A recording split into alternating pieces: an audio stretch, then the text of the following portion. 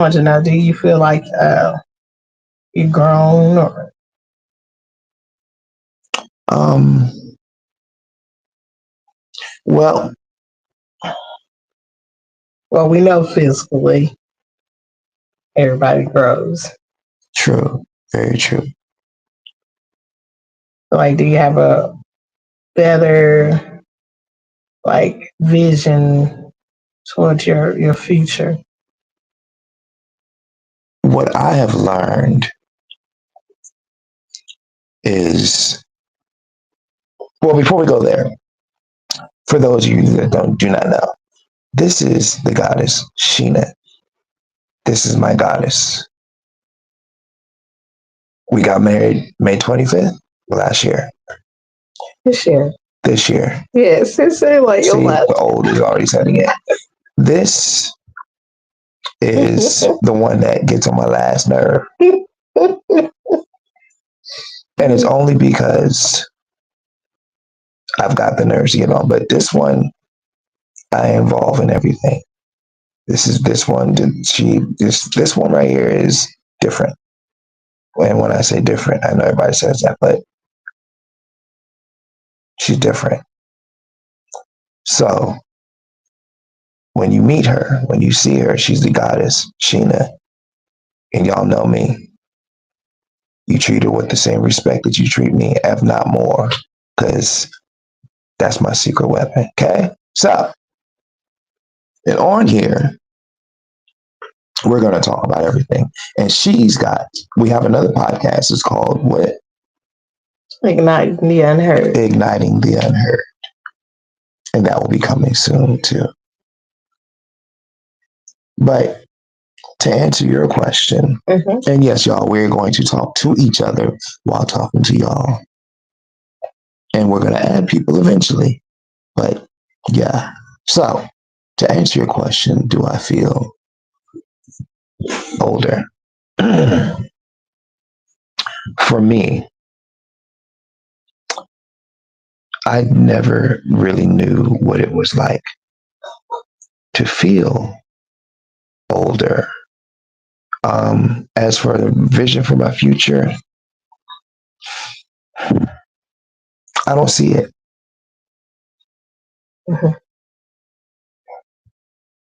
You know, people usually say you got to have a vision. And in church, they say, well, without a vision, people perish and all this, that, the next. I don't see it. I've never seen it. I create it. I don't know what it is to have a vision for my future or a future. I've never seen it. It's more like every time, basically, when people turn a certain age and they feel like they should have like certain goals set or what they, like we talked about before, like what they should be before a certain age or what they should have accomplished around that certain age. Mm. And, I basically just feel that I used to have those kind of goals, but now I'm basically just glad to when my birthday comes, I'm just glad to be alive, and I celebrate every success or goal that I've made as it comes. So as having like bright futures and all that, I just celebrate as I go. So that's how I do it. And that's what keeps me going. Because if I gotta wait till I turn another year older to celebrate everything I accomplished for that year, so that's gonna be more stressful. And I'm not saying I won't. Basically, I wouldn't be celebrating everything that I have done that year. I'll basically just be celebrating something that's old. So I want to continue to celebrate the new. Hmm.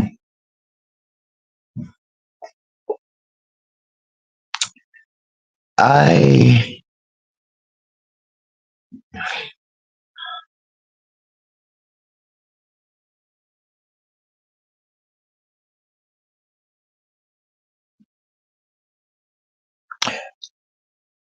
I get more grr. Mm-hmm. I'm going to get more grr, but my grr, and this is what I call it.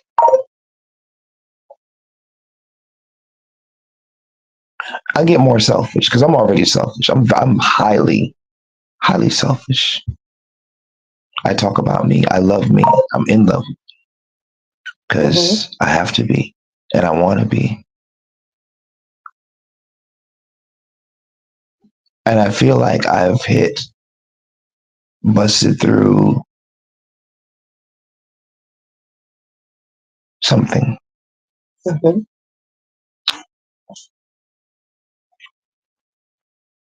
So I don't think I'll ever have a vision that I see. I don't foresee.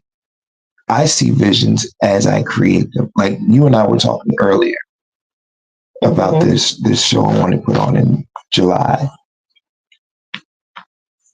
That's how I see or envision things. I talk. It'll just come out. The idea will just come and I'll just start talking about it. And that's when I start Mm-hmm. seeing things. I don't have vision like other people do. I just, when I did my books, I didn't have no vision. I've never, the only thing that I've ever seen was bad. Mm-hmm. My dreams were just terrible bad.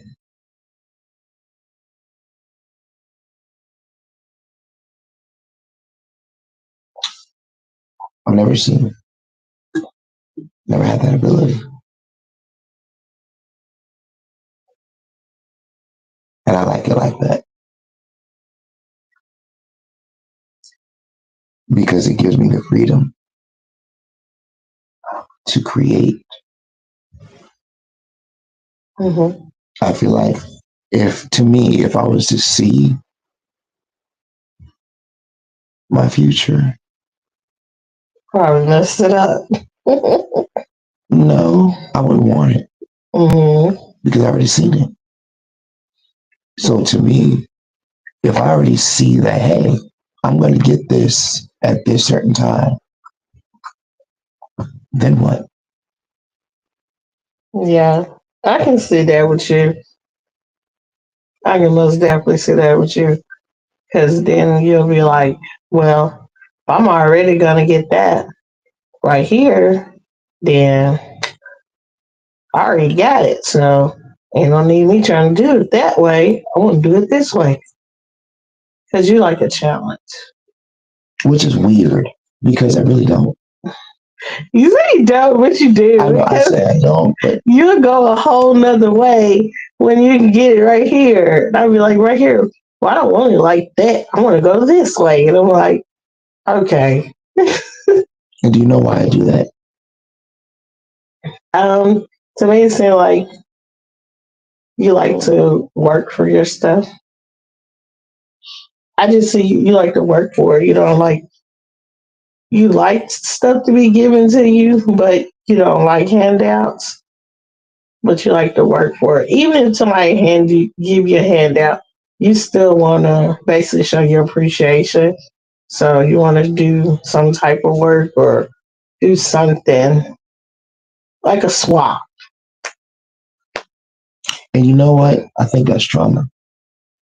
Mm-hmm. I think that's trauma based because I don't know how to appreciate just to So appreciate. yeah, without giving something back. I don't know how to take it. I Mm-hmm. don't know how to say, oh, thank you without because I've been done dirty so much. And there's always a Mm-hmm. motive. You know how they say, don't look for other people to be like you because not everybody is Oh like yeah. you. Most definitely. So you said, do I feel? I feel like I'm going to beat down all of my trauma Mm-hmm. starting this year. That's one of them I'm going to beat down. I'm going to appreciate the shit out of everything Mm-hmm. and not, or do my best to appreciate it without in the back of my mind thinking that I have to do something with the fear that people are thinking, well, this motherfucker just wants a handout or whatever, or lazy. I don't care Right. because I'm worth it. Mm-hmm. I deserve to be given. I deserve to be handed out. Here, take it, take it, take it. Mm-hmm. Most definitely. I, me personally, like when people would hand me stuff or do anything for me, it was basically what they're doing was, hey, I'm gonna do this. Just know if I do this for you, you owe me something. And That so, like, I never was the type of person like if I do anything for you, oh, you owe me, or hey, I'm looking for it back. But when I get involved with those type of people, and I was like, oh wow, really? Either they want more back from what you even got from them, or more back from what you even did to they did to help you. It just become more of that one favor become 10 favors off of the one thing that they did, and it become more of a I own you type of situation, basically getting put in slavery. So I owe you until I get done, and hopefully you don't ask me for nothing else. yeah. That type of situation. Like that's the reason why I always try to do and get everything on my own. And I know a lot of people, well, even you, like you'll give me something, and when we first met, and I would keep all the receipts because I'm like, okay, he ain't crazy, act stupid. Here you go. Here are all your stuff plus the receipts because I never wanted anybody to say they owe me or I owe them anything. And just that's trauma because you can't even enjoy what somebody is trying to appreciate you or give you anything because I'm like, I don't want this gift turned into something you own me. So I'm like, And that is trauma because you should be able to have somebody give you something and not feel like, you know what, just in case or whatever. Like keeping receipts and boxes and bags. that's I trauma. had so much of that stuff. You were like, what are you doing? Throw it away. I'm like, I was like, Because we always want somebody genuine. yes. But because we're so fucking damaged by life, you should be able to say, ooh, it's awesome and enjoy it. Yeah. Or so people got to throw it back in your face. I did this for you. You're like, wow, okay. I want to put a pin right there. That part. I did this for you, Pete. What, when, why do we do that? When, I don't not say when, but how do we break that, that, that, that part of trauma? Because trauma is multifaceted. Yeah, a lot of people wants to be seen being genuine, but they want everyone to know what they have done for you. And a lot of time it's not what you have done for that person. Just want to show off. And because lots of time you do stuff for people, it needs to be done in private. Because just say if someone didn't have no food and you went and bought them groceries, why would you advertise that you went and bought the people groceries? Like, I don't think everybody needs to know that you bought somebody some groceries. I think that's personal. Should be. It's very personal. Yes, they may not been able to feed their family, but you got to broadcast it. Hey, look over here. Look what I'm doing. I'm giving this family $500 to buy groceries because they haven't been able to feed their family for over a month. Just say that. And okay, now here comes CPS, if that's what it's called, and they came and got into people's business because now they're wondering why haven't they ate? What's going on with the kids? You just added more problems to the situation because you wanted to be the highlight and show off that you gave somebody money for groceries or you went and bought groceries for them. Yes, that was good. But at that moment, those people needed privacy. They needed prayer. They needed food. They don't want to be blasted all over because if it was that important for everybody to know, then why everybody didn't pitch in? I just don't understand that.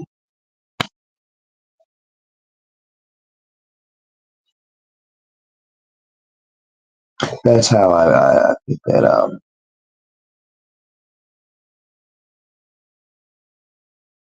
the unsung heroes. Mm-hmm. There's so many. There are so many that are not recognized Mm-hmm. for doing things that they don't highlight themselves. Mm-hmm. I'd be driving down the road and I see people doing certain, and they're not. They don't even. Nobody's watching. Mm-hmm. Nobody really knows. It's like, when did we become such a society of, look at me, I'm helping the homeless. Look at me, I'm doing this. When did we become this? Look at me, look at me, look at me, for the things that should not be. Look at me, look at me, look at me. Mm-hmm. Like you said, if you're gonna help somebody, help them. Don't broadcast it. It's more of an attention seekers. And I just, it gets to me, especially like even with helping the homeless, because you never know what a person need when they're homeless. They need everything. Or even how they got there. Yes. And a lot of time I had seen so many situations where families, like last year alone, a whole bunch of families, not single parents, not just single people, but families being homeless because of loss of jobs. So the jobs don't even pay enough to even take care of a roof over their heads. And I look at that, I'm like, that is so awful. And the parents are doing the best that they can in trying to feed their kids, put a roof over their head, and I mean working their butt off just to say, hey, you don't have enough money, or you don't have enough credit, or you don't have three times the rent just for that family to get into a home. It's, a lot of people are struggling. It's not just certain people. It's a lot of people are struggling. It's everybody now. Yes, it is. We're all in the same boat. And you know what? I feel like, yeah, like the Mayflower. Yeah, we're trading. I'm looking at it like, hey, you get on and you help people. Hey, trade. I don't mind to trade. Shoot, if I got more socks than shoes or whatever, and you got the shoes and I got the socks, well, hey, let's switch a pair, trade a pair out or something to help somebody. You never know what a person may need. I like how they put on the Facebook where you help people out. Stuff that you want to get rid of, maybe things that other people need. Yeah, I saw that. And you know what? And that's been going so good because a lot of people have been getting help. Yeah. People have been getting clothes that didn't have clothes. And they was like, hey, well, I'm going through my closet. You can come pick this up. And I'm like, wow. Actual genuine people giving. Yes. You know, not charging you. Oh, you can come pick it up for $100 or $50. No, they were like, you actually can come get it. Come get the stuff and take it. When you're in need, 9 times out of 10, when you're in need, it's because you don't have money. Right. Because if you had the money, you wouldn't be in need. Mm-hmm. And I think we need more of us across the world need to go back to the basics. Listen, create that stuff. If somebody's in need, put everything that you got that you get rid of. Somebody might need boom, boom, boom, boom, boom, boom, boom, boom, boom. Mm-hmm. And I think that would take more away from the minds of money. Not saying that money is bad. Yes, the trading, because that's what they used to do. That's how they life used started. to. Yes, they used to trade. Trade. Hey, get this here. I got rice. Would you like corn? I got meal. You need whatever flour. You need whatever sugar. Stuff like that. People's trading. And the old adage really is true. When you give, the universe gives right back. Mm-hmm. We was homeless, but we've never gone without. And I know that sounds like a conundrum,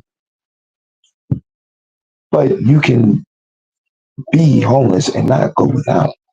I never would have known. I never would have thought that we was homeless. Never looked at us and be like, "Oh yeah, they're homeless." No, because we had fun. Yes, I ain't gonna lie. We had fun. Yes, we went from hotels, a couple hotels to hotels, and I mean that part. Only thing I did like about it, it was just tiring. Very tiring, especially when you're getting ready to, you want to cook good meals for your kids. I mean, we was able to cook, but it was just more of keeping stuff in the refrigerator. You don't have to move your refrigerator every time you're getting ready to go somewhere. All the relocating. That's probably like the only thing I didn't like. But hey, you got to do what you got to do to survive and just to feel comfortable and live. You know what's I think the hardest part of being homeless is I think that's where that prayer comes in, where either prayer or meditation or whatever is keeping your mind from getting settled on, oh shit, I'm homeless. Mm-hmm. Even though you are, it's more of a mental thing. It is. It's more of a mental thing. And like, even when we got homeless, it wasn't like, oh, it wasn't because we didn't have money, or it wasn't because we couldn't just afford a place to stay or anything. It was nowhere to live. Like, literally nowhere. And we're in America. There should always be somewhere to live. It was nowhere to live. And why do they have the waiting list a year, 6 months, 6 years before people could get in to have somewhere to stay because they worried about all the paperwork? That's why so many people that are homeless. You know how much paperwork you got to do just to get into an apartment? The waiting game. Oh, we don't have any openings, but y'all have openings. Meaning, oh, we can't put anybody in these apartments until 3 months from now because we're waiting on stove or we might be waiting on a refrigerator to come in. Like, so what? Let those people get in. They just need a place to stay, a roof over their head. As long as you give them a microwave, they can go in there and do what they need to do. But that is ridiculous. Waiting. You know how they say what doesn't kill you make you stronger? I think that it doesn't make you stronger. It actually makes you appreciate, but it makes you more bitter and resentful to life in some aspects because they make it hard for you just to have just the basics, just food to eat, a place to live. Appreciative, yes, but why would you make it so hard for somebody just to get just the basics and then say, well, it's gonna tough you up, make you stronger. No, to me, I'm gonna hate you. I'm not. No, because this is ridiculous. Well, it didn't make me tough. It just made me be more on point on plan before I move. Basically, always have a backup plan because it seems like even when you do plan and you have everything in order, have where you're going to stay, where you're going to live, you did this right, you can do everything right. And the people who are in charge and they don't do their part and you did all your part, that's the only thing that makes me upset is when you have everything you need and you have done everything in order, dotted your I's and crossed your T's and just to get there and be like, oh, well, hey, I didn't do my part. So let's wait another 2 months. And you're like, what? Mind you, you're doing your part with less than the ones that Yes, they got it all. like you have a place to go home to and lay down. Like I don't. So I have to wait another 2 months just because you didn't put the paper in, or you was sitting over there sipping your coffee in the warm heat, and the people sleeping in the car got to wait 2 months because you couldn't file the paper on time. Like that's ridiculous. That's why people started turning their cars and buses and vans and started learning how to build and turn them into homes. I used to watch that on TikTok. They take school buses, gut it, and turn it into a home. Like They just added, like, you can put a whole bed. mm-hmm. They got a whole half of a home. You know those mobile homes? Yeah. Like on the back of your trucks? They start making it where you can put half of the mobile home on the back of the bed and it hooks up. And they have bed, showers. They built that little part onto trucks now because so many people are homeless. And it causing so much that people don't even want to stay in apartments or even get houses now. They're mostly investing in stuff like that, mobile homes, anything to travel in, because you don't have to set like that. And even paying utility bills, they don't even have to do that. I still want to get a mobile home. Yeah. I want to get a big, huge. My original, when I met you, before I met you, my plan was to buy a mobile home. I was going to buy a mobile home and even still, even right now, I still think I want to get a 4 or 5 bedroom mobile home. The hard part is you shouldn't have to, nobody should be thinking like that. They shouldn't have to think.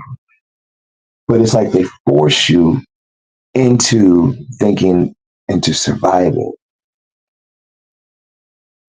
And then they say, well, God, no, that's not. It's like they creating things and doing stuff just to snatch it from you. As soon as you get ahead, and here they come, they making up some new rules, they changing the laws on you, and you're like, okay, I just got used to the new laws, so now we're changing them again, and everything they do to change is taking more and more from you. So at this point, having your own business, doing what you need to do to survive, stocking up your refrigerator, freezer, whatever you need to do because times are getting hard. It's not our fault. You just got to make sure you taking care of business, your business. But even when you're taking care of your business, though, like you said, the people in charge, they fall short. So it's like you're damned if you do, damned if you don't. Yeah, they do fall short. But on the other end, you still got to make sure you're straight. Like, we still made it, even though people on the other end was falling short. We had to find a way to still make it, even if we had to sleep in our cars, whatever we had to do to make it, to wake up the next morning, to do and go on. We still had to go to work. You still got to go to work. And then there's that part. Kids still have to go to school. You still have to go. When COVID hit, and do what you got to do. Canada, France, they paid their people $5,000 to $10,000 a month. Mm-hmm. Nobody had to pay bills. They shut down everything. Mm-hmm. Fill people's refrigerators up. And Canada's healthcare is already free anyway. Mm-hmm.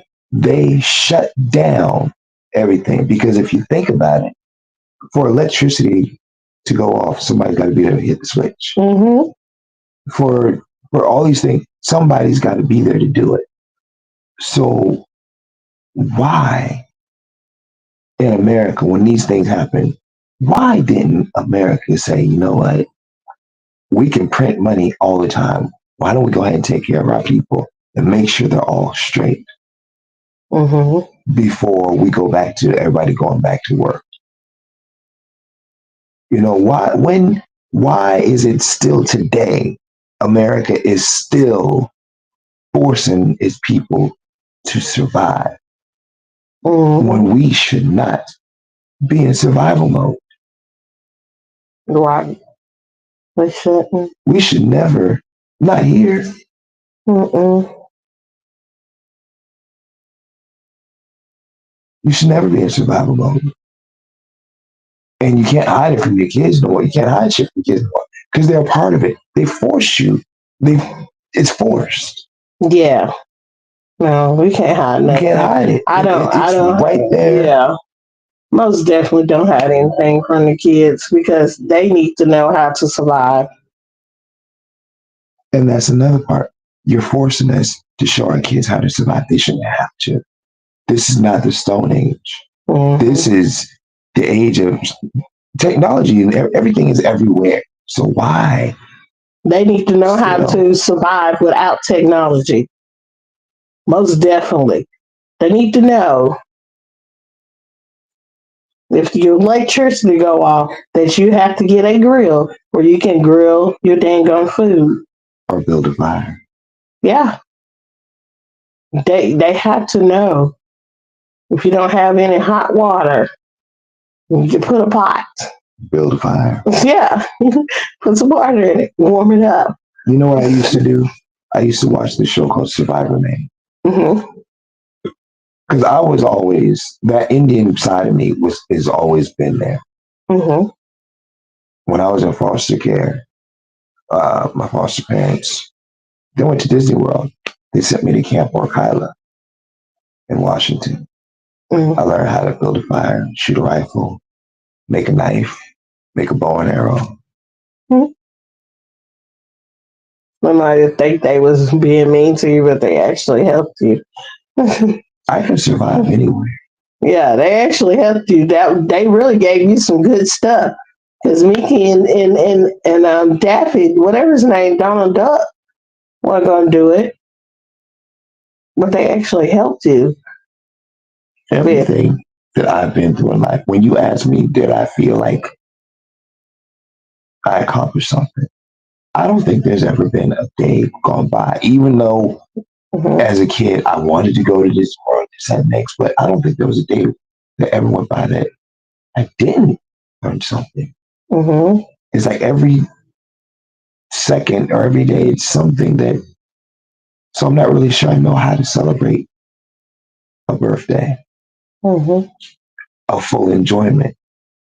And that's more trauma because I'm always looking for something to go wrong.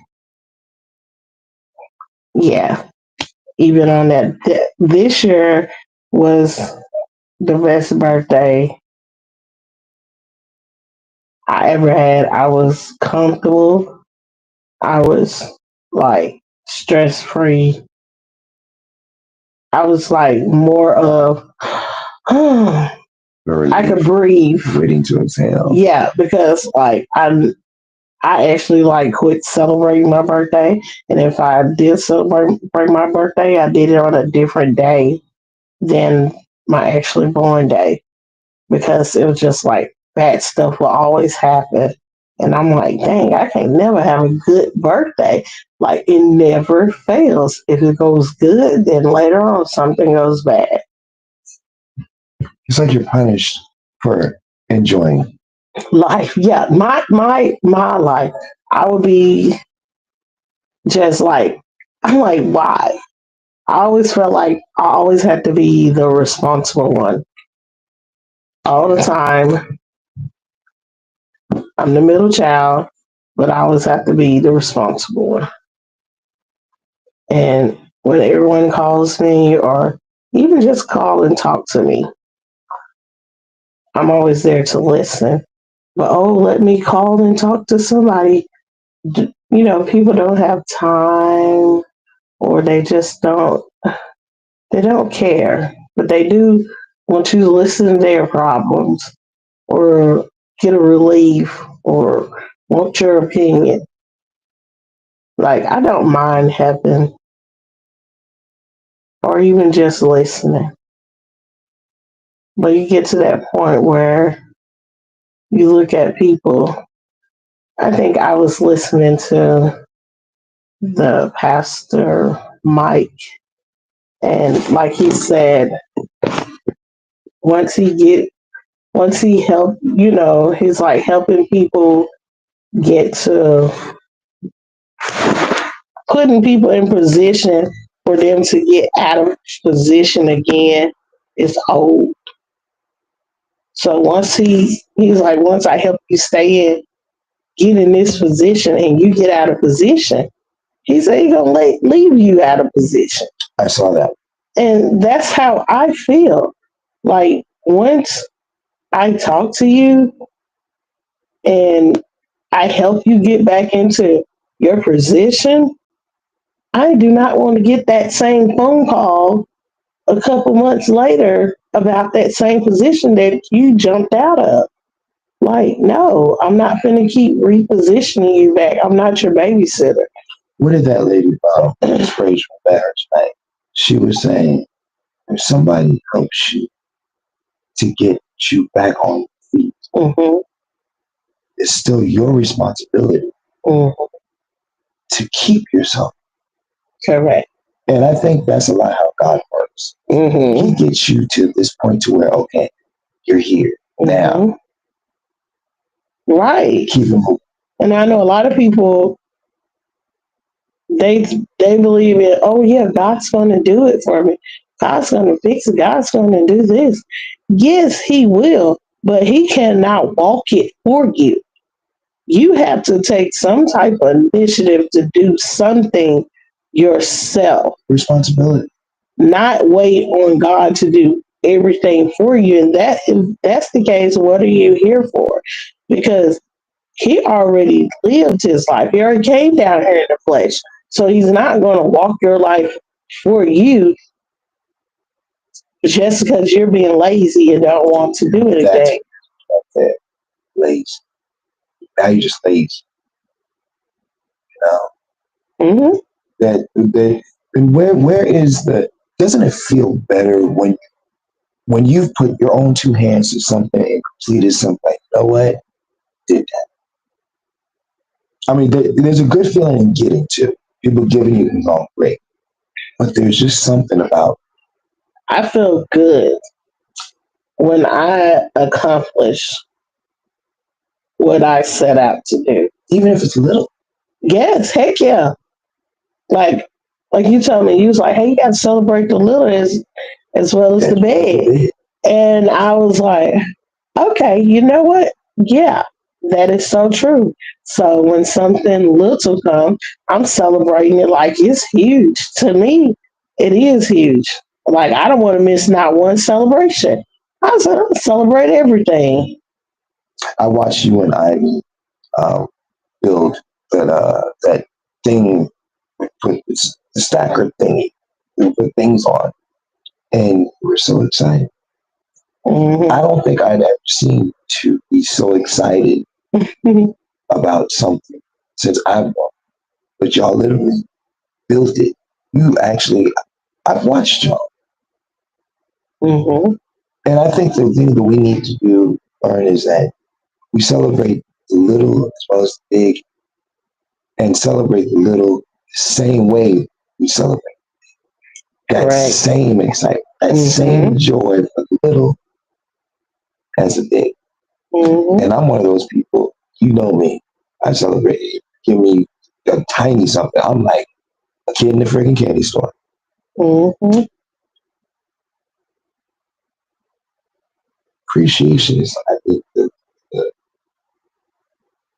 Well, a lot of trauma stop people from being appreciative of the little things and knowing how to because they basically made it seem like everything has to be big for you to appreciate it. Well, when you go through stuff like being homeless, like I appreciated a whole lot of things way more. But I'm gonna tell you what really opened up my eyes when I had COVID, and to the point where I was on the oxygen machine and I felt my life was leaving. It was everything was gonna be over with.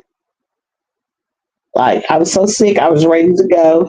I was like, I don't want to go through all this pain. I don't see how people want their loved ones to keep going through suffering just to stay in pain because y'all want them to be here. Heck no. When people are in pain physically, that mess with them their mind mentally, and they're like floating in and out of this world. So no, they don't want to be here. But when I was given a chance to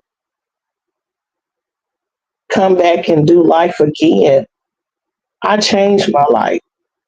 I changed a lot of things that was going on in my life because if I have another chance to live, guess what? My life is not going to be like it was back then or last year or a couple years ago. I'm not going to do that same life. Guess what? I was born again because I was given a new life, another chance. Either you die and come back, hey, that's a new life. So guess what? I'm not finna redo the old life again. I'm finna change it up. I'm finna get everything new and do this new life. Because most definitely not doing the old. And you're gonna change the people you're around, change your atmosphere. I mean, relocate, move, get away, do different things. You have to change everything. Get a new job. You have to change everything. If you really, really do want to actual change, yeah, you do. Yes, you have to. You have to. Yes, literally pick up and everything. You cannot do the same thing. And then you're crying about like, oh well, this hasn't changed and this hasn't changed. Oh well, I did get a new job, but I'm still got this problem. And a lot of time it's because you're still hanging around old friends that don't want you to have nothing, family members that don't want you to have nothing, people praying on your downfall, the job don't want you to accomplish nothing, they don't want you to get a raise, they don't want you. If you're supposed to be up for the GM, they don't want you to get the GM because they trying to give it to somebody else, knowing you've been there and worked the hardest. It don't matter. Leave that stuff alone. They've made everything a competition. Yes, leave it alone and go somewhere else that you are appreciative or start your own. Start your own business. Do what you got to do to be happy. You're good. Yeah, it is hard. It's hard, but you have to put in, as I say, put in the initiative for the first step. Take one step at a time. But how do people get to that first step when they don't even when what how what where what how? Especially when people realize that they're stuck in something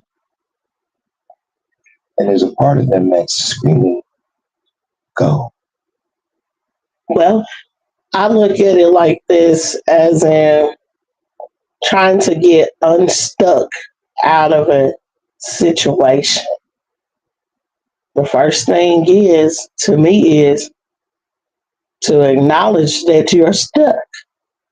You have to know that you're stuck and you're not able to move or do anything, because a lot of people don't know they're stuck.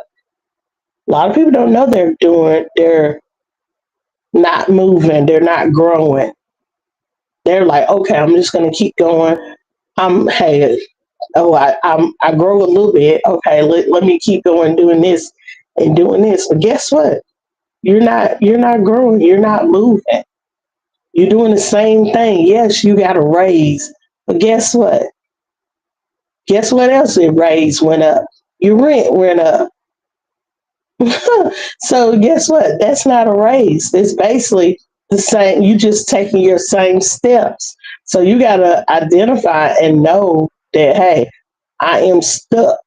I need to do something different, because just saying, hey, I'm going to change or I'm going to do something different and not knowing that you're stuck is insane. Like, I knew that for so many years that I wanted to change, I wanted to move, I wanted to do different things. But guess what? I was still stuck and didn't know I was stuck. I just knew I wanted to change. So what did I do? I made the change. Or like what? Like me making a change, like the first thing I did was I made a list of things I wanted to change in my life. I wrote it down. And as I started checking off things one at a time, even I started off with the small things. Um, I changed my job. I checked that off.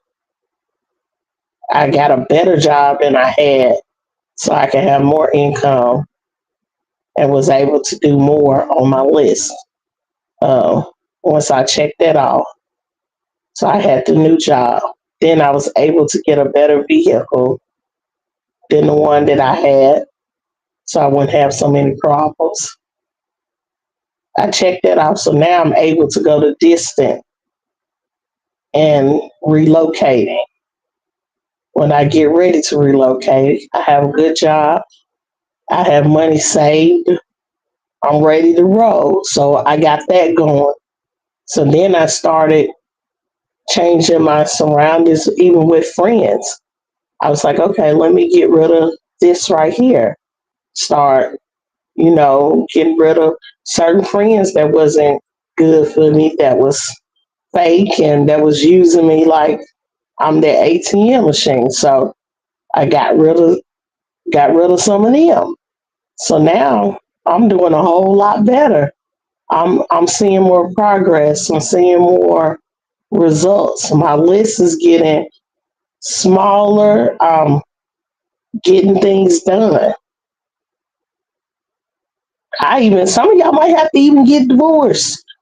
Even if that's stress on you, you can't move, you can't stuck, because you may have somebody that don't want to change, that don't want to build, that don't want to do anything new, might not want to see you succeed. They might not, they feel like they might be enjoying the area that they're in. So sometimes you may not enjoy your life, but they might enjoy where they're at. So sometimes you have to change that up. Being healthy, have to change that too, because you have to take care of yourself. I mean, if you're not healthy, guess what? You're not going to live to even see the church. Once you get done checking everything off your list that you done accomplished and you're able to, I was able to move, and basically you that came into my life. So I was able to enjoy life. You brought joy into my life, joy and peace, consistency, stability. You brought a lot of things that I had prayed for, and it was more of a like here's a partner that was able to breathe and enjoy life with me. It was like, hey, we're gonna tag team it together. Like life is hard while you're doing it by yourself. But when you have a partner that wants to do life with you and y'all can tag team it, like we always joke, like you we always joke because you'll be like, things that you can't do, I can do. Things I can't do, you can do. And we would joke about it. And I mean, actually, when we was joking, we was actually being serious because it comes in handy. Because there been plenty things, times I'll be like, hey, I can't do that. And then you go, hey, let me see if I can try. And it'll go for you. Where things that didn't go for you will go for me. And I'm like, wow, okay.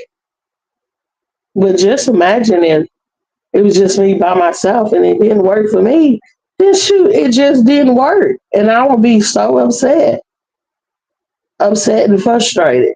But now I have a partner I can tag in that, hey, it didn't work for me. Here go. I love it. I love it and I enjoy it. But that's me. That's what I did. You have to come up with your own plan on how you should succeed with life and how you want to do life. But the main thing is it starts with you. Nobody else. It starts exactly with you. You have to know that you want to be unstuck in whatever situation and you want to do better for yourself. When you make that decision that you want to change yourself and do better for yourself, then that's when you know, hey, I'm ready to be unstuck. But if it's you changing or doing stuff for other people, it's not going to work. You got to know that you're sick and tired of being where you at and not developing or showing progress in your life. So if you want to move, move. Want to cut out a couple friends that don't like you hiddenly, secretly don't like you, that's been hating on you. Yeah, leave them alone. Switch churches. Sometimes you got a lot of churches, a lot of church people that's in your church don't like you. Well, switch it. Change for you. You want to be happy. Be happy. I always know they always say only you can make yourself happy, and that is so true. Yes, other people can make you happy too, but you can make yourself happy the most. So that's me. I know we're getting sleepy. No, I'm just drunk. Oh my goodness.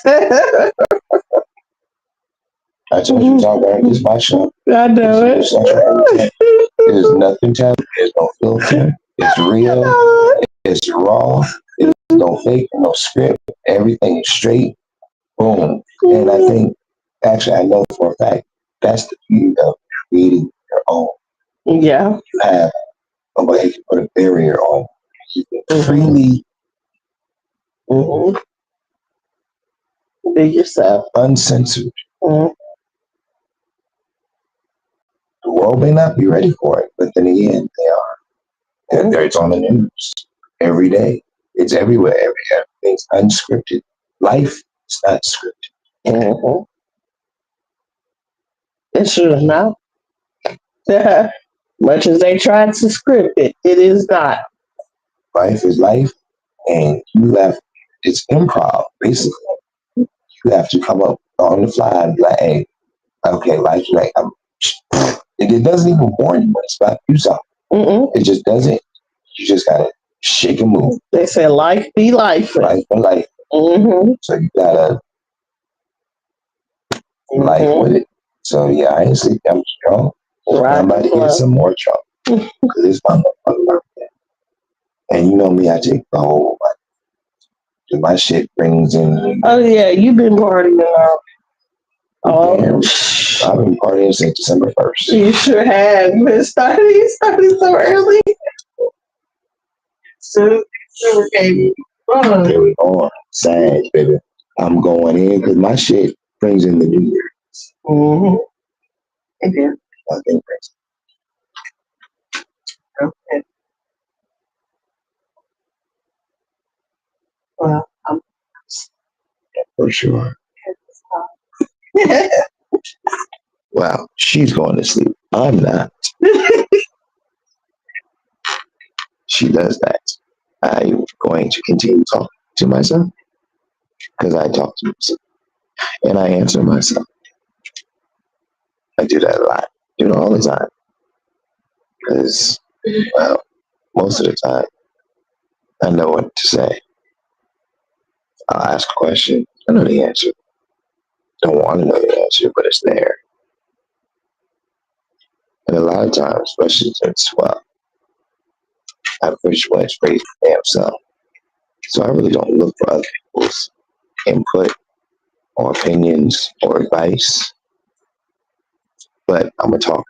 So I talk. And that's what it is. And it doesn't always pan out, you know. So I'm my biggest competitor. I compete with myself about things. I ask myself this. And sometimes I won't even listen to myself. And I'll look at myself like, didn't I tell you to do that? Yeah, I did, but I didn't do it. Why the fuck did you do that shit? And I will literally be back and forth with myself and all my people. But shit, it is what it is. Works for me. It's been work. And it's going to continue to work. It's going to even work better. And now I done hit 49.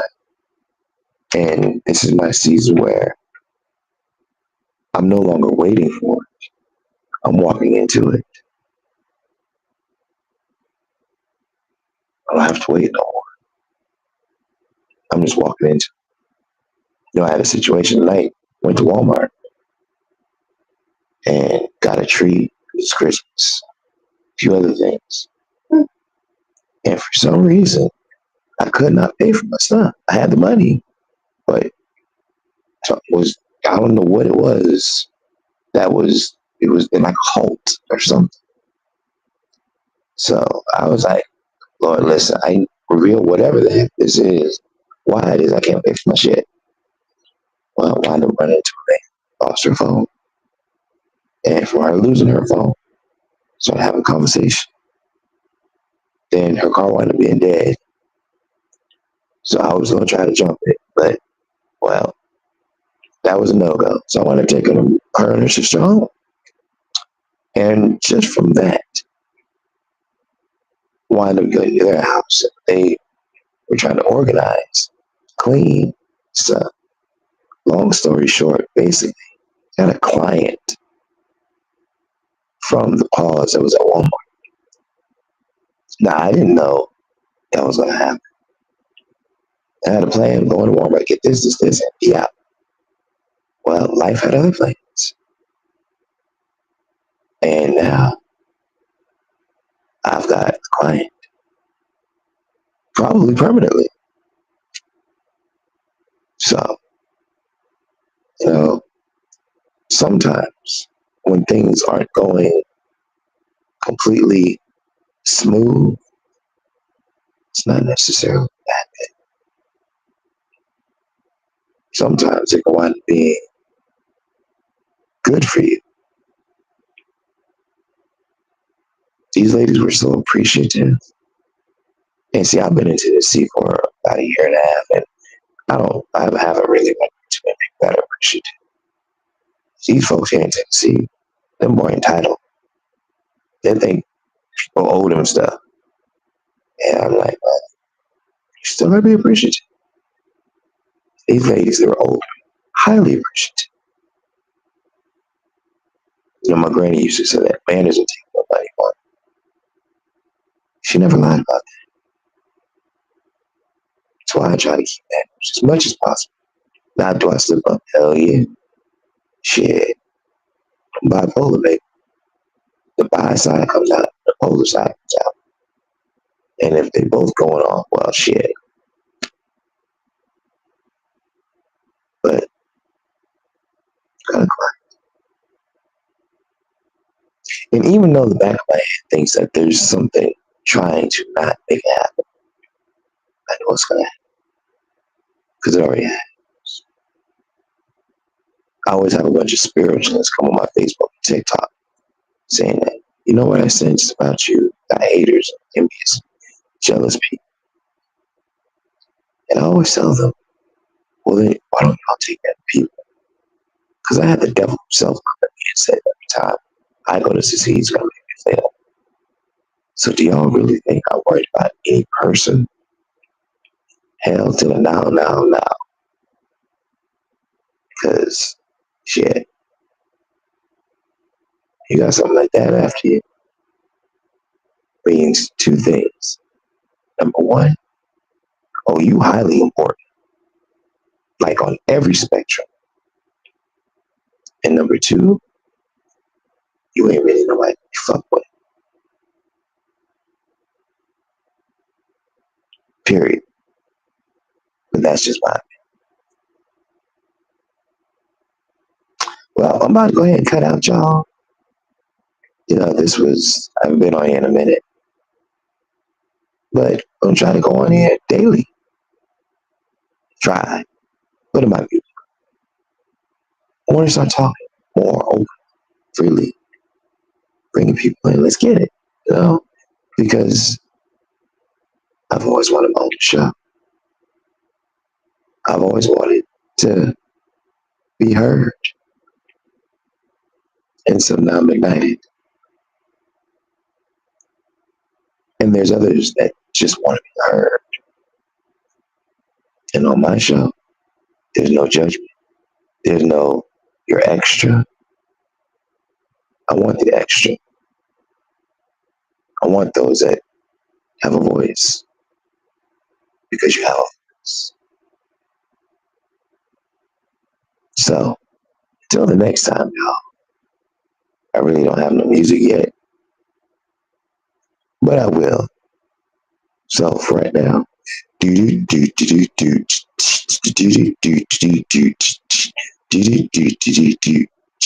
Peace, love, and chicken grease. And I'm out.